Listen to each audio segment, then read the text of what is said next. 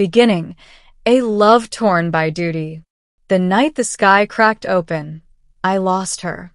Mira was unlike any woman I had ever known.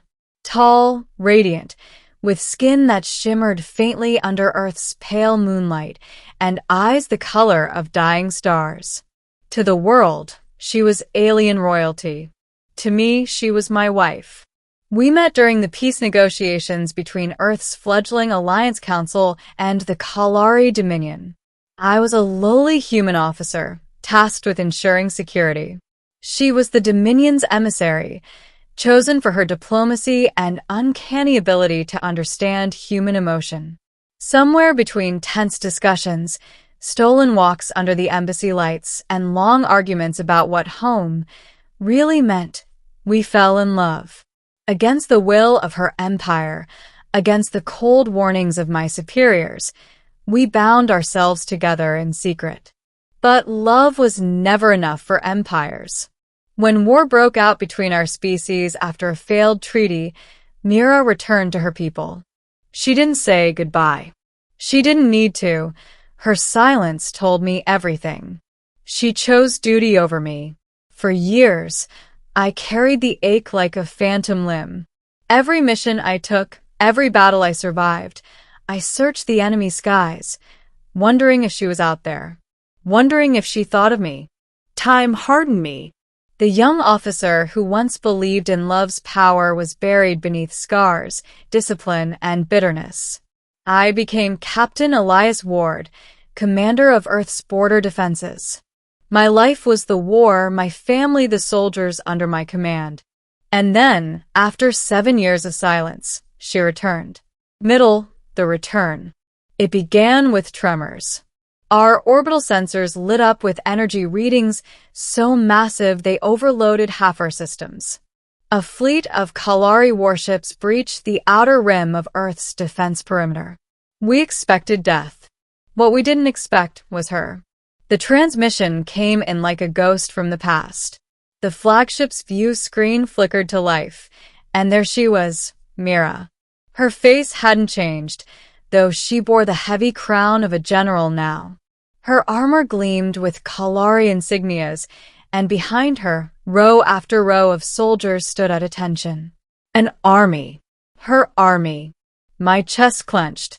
I wanted to reach through the glass, to touch her, to ask her why. Why now? Why with them? Why like this? But all I could do was steel my voice. Mira. Her name left my lips like a curse and a prayer.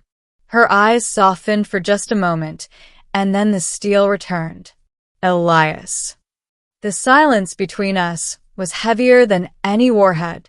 My bridge crew exchanged uneasy glances, waiting for orders. Finally, she spoke. I come not as your enemy, but as your salvation. Gasps rippled across my crew. I kept my jaw locked. You're commanding a Kalari army, Mira. You've invaded my skies. Tell me why I shouldn't order every cannon to fire. Her soldiers shifted behind her, hands on their weapons, but she raised a single hand, stilling them. Because the army behind me is not the Dominion's. They are mine.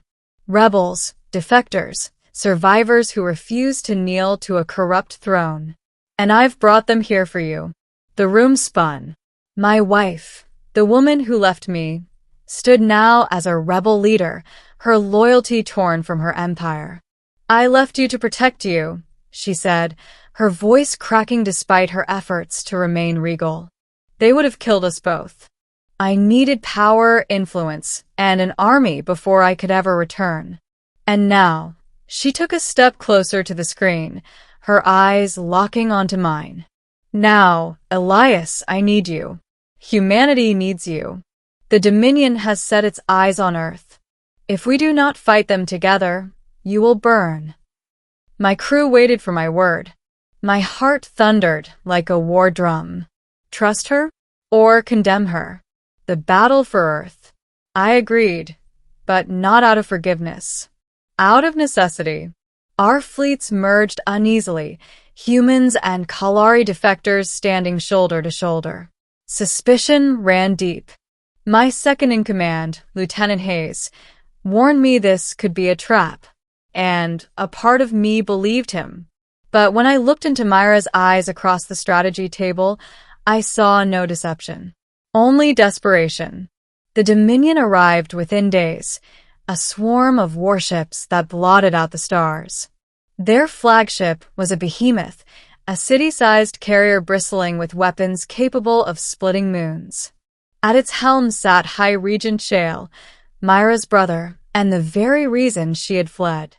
The battle was chaos. Human fighters screamed through the void, weaving between Kalari dreadnoughts. Myra's rebel army clashed with the Dominion in brutal, silent violence across the cold black of space. Explosions bloomed like dying suns. On the bridge, Mira fought beside me, commanding her forces through joint comms. Our voices, once united in whispers of love, now united in orders of war. For a fleeting moment, it felt as though time had rewound, that we were one again, fighting not for empires, but for survival. Then the flagship descended. The regent's voice thundered through the comms, mocking Mira, condemning her betrayal. He demanded Earth's surrender and Myra's execution. She answered with a blade of words that silenced even him. You may be my blood, brother, but Elias is my heart. You will not take this world from him. The Dominion flagship unleashed its fury, a barrage of plasma fire tearing through our defenses. We were losing. Humanity's fleet crumbled, Kalari rebels fell one by one, and for a moment, I thought Earth truly was doomed. That was when Mira made her choice. She ordered her flagship on a collision course. Her eyes met mine across the chaos, filled with that same fire that first drew me to her. Elias, she whispered over the private channel. If I fall today, know that I never stopped loving you. My heart shattered. Mira, don't you dare. But she was already gone. Her ship, blazing like a second sun, rammed into her brother's flagship. The explosion tore through the void, ripping the Dominion's command apart. With their leader destroyed, the Dominion fleet faltered, and humanity surged forward, pressing the advantage. We won. Earth survived. But I had lost her again, ending the aftermath.